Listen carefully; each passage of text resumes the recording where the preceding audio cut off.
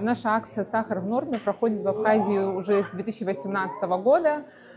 Ее цель – осведомление общества о проблеме сахарного диабета. И очень важно сказать, что в течение нашей акции обычно мы выявляем случаи нарушения уровня сахара в крови у людей, которые не подозревали, что у них есть проблема, но благодаря вот этой акции они узнают, вовремя обращаются к врачу и берут в руки свое здоровье, потому что с сахарным диабетом можно жить полноценно, но оно требует контроля, дисциплины, потому что если не брать его в руки, не контролировать, то, к сожалению, сахар медленно убивает.